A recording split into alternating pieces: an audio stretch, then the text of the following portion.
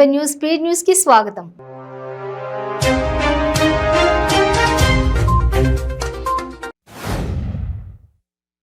నేడు కేంద్ర హోంమంత్రి అమిత్ షా తెలంగాణకు రానున్నారు. రాత్రి 11:55 శంషాబాద్ ఎయిర్పోర్ట్లో దిగనున్నారు. రాత్రికి నోవాటెల్ హోటల్లో బస చేస్తారు.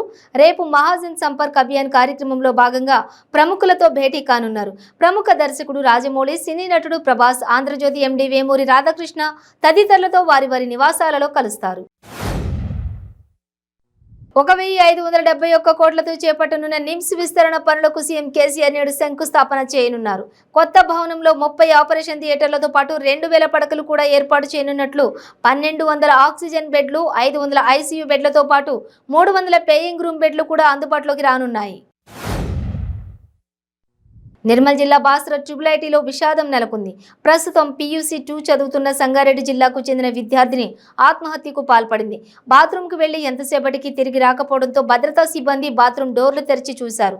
అపస్మారక స్థితిలో పడి ఉండడం గమనించి స్థానికులు కళాశాల ఆసుపత్రిలో ప్రథమ చికిత్స జరిపించారు.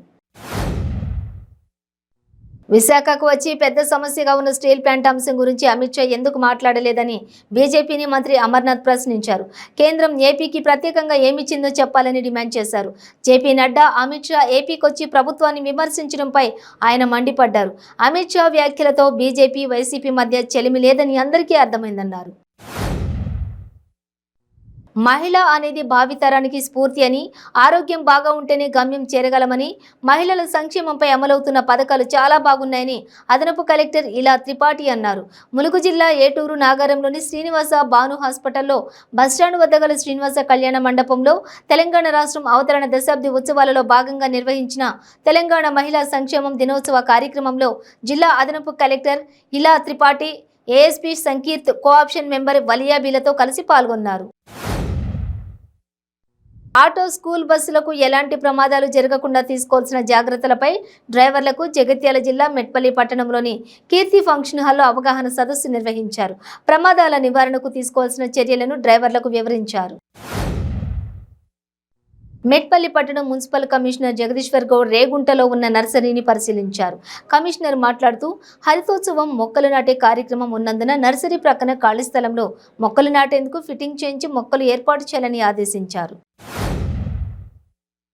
మేడిపల్లి మండలం కేంద్రంలోని జిల్లా పరిషత్ ఉన్నత పాఠశాలలో 1985-86 10th క్లాస్ బ్యాచ్ 53 మంది పూర్వ విద్యార్థుల సమ్మేళనం జరుపుకున్నారు. చిన్ననాటి జ్ఞాపకాలను నెమరు వేసుకున్నారు.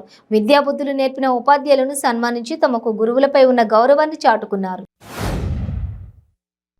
మైలార్దేవులపల్లి పోలీస్ స్టేషన్ పరిధిలో పోలీసులు వాహన తనిఖీలు చేపట్టారు. DI రాజేంద్ర గౌడ్ ఆధ్వర్యంలో సరైన ధ్రువపత్రాలు లేని వాహనాలపై కేసులు నమోదు చేశారు. ఏపీలో పాఠశాలలు తెరుచుకున్నాయి. బడులు మొదలైన తొలి రోజే విద్యార్థులకు జగనన్న విద్యా కానుక పంపిణీ చేసేందుకు ఏర్పాట్లు చేశారు.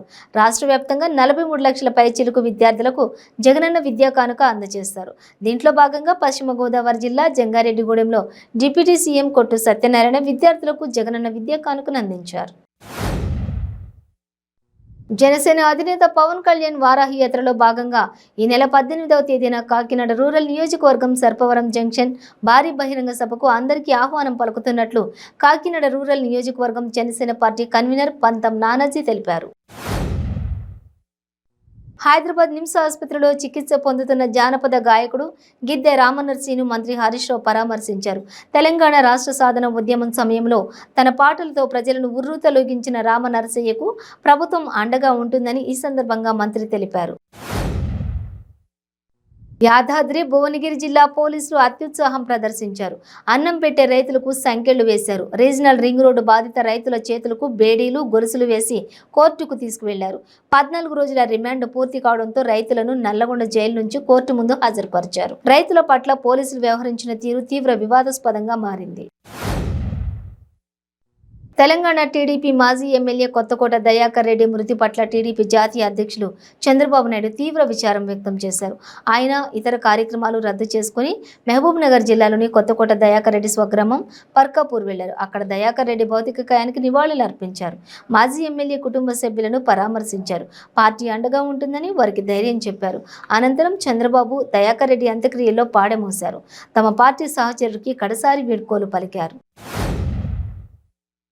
ప్రభుత్వ ఆసుపత్రిలో అవినీతికి చోటు ఉండకూడదని, అవినీతిపై ఫిర్యాదు చేయడానికి ప్రత్యేక టెలిఫోన్ నంబరు ప్రతి చోట ప్రదర్శించాలని ముఖ్యమంత్రి జగన్ ఆదేశించారు.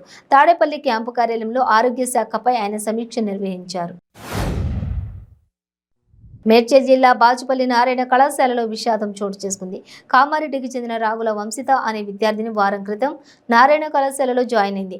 ఆమెను తల్లిదండ్రులు ఇంటర్ ఎంపీసీలో జాయిన్ చేశారు. ఏమైందో ఏమో కానీ సడన్ గా విద్యార్థిని అనుమానాస్పద స్థితిలో కింద పడి మృతి చెందింది. Rachakonda commissionerate Keesara police station పరిధిలోని ఆర్జీకే కాలనీలో భార్యాభర్తలు ఆత్మహత్య చేసుకున్నారు. వ్యక్తిగత కుటుంబ సమస్యలతో ఇద్దరూ ఉరేసుకుని ఆత్మహత్య చేసుకున్నారని కీసర పోలీసులు తెలిపారు. కేసు నమోదు చేసుకుని దర్యాప్తు చేస్తున్నారు. రాయలసీమలో యువగళం పాదయాత్ర ముగించుకుని ఉమ్మడి నెల్లూరు జిల్లా ఆత్మకూరు నియోజకవర్గంలోకి అడుగుపెట్టిన టీడీపీ జాతీయ ప్రధాన కార్యదర్శి నారా లోకేష్కు అపూర్వ స్వాగతం లభించింది. నెల్లూరు జిల్లాకు చెందిన నాయకులు, కార్యకర్తలు, అభిమానులు కంబం అటవీ ప్రాంతంలో వందలాది వాహనాల్లో తరలివచ్చారు.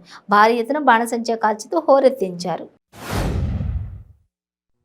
ఏపీలో ఉద్యోగులందరూ బాగుండాలని, ఉద్యోగుల కోసం ప్రభుత్వం చిత్తశుద్ధితో పనిచేస్తోందని సీఎం జగన్ అన్నారు.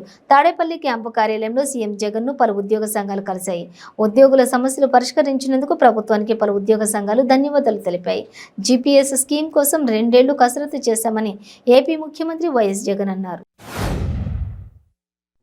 జనసేన పార్టీ అధ్యక్షులు పవన్ కళ్యాణ్ చేపట్టబోయే వారాహి విజయ యాత్ర అన్నవరంలో ప్రారంభం కానున్న నేపథ్యంలో డాక్టర్ బిఆర్ అంబేద్కర్ కోనసీమ జిల్లా అమలాపురం నియోజకవర్గం గడియార స్తంభం వద్ద పార్టీ నాయకులు డిఎంఆర్ శేఖర్ ఆధ్వర్యంలో పోస్టర్ను ఆవిష్కరించడం జరిగింది.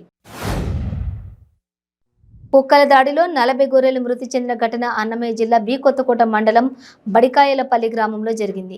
రైతు పసుపులేటి వెంకటరమణకు చెందిన గొర్రెల పాకలో ఉంచిన సుమారు 40 గొర్రెలపై కుక్కలు విచక్షణ రహితంగా దాడి చేశాయి. ఉదయం 6 గంటల సమయంలో గమనించిన రైతు వెంటనే సంబంధిత అధికారులకు దృష్టికి తీసుకుని వెళ్లాడు. అరకు నియోజకవర్గం అరకులోయ ఏరియా ఆసుపత్రిలో పిల్లలకు అనువైన పోషకాహారం సరఫరా కేంద్రాన్ని అరకు నియోజకవర్గం శాసనసభ్యులు శెట్టి పాల్గొన మరియు పాడేరు ఐటీడీఏ ప్రాజెక్టు అధికారి అభిషేక్ శర్మ మరియు అసిస్టెంట్ కలెక్టర్ ప్రారంభించారు.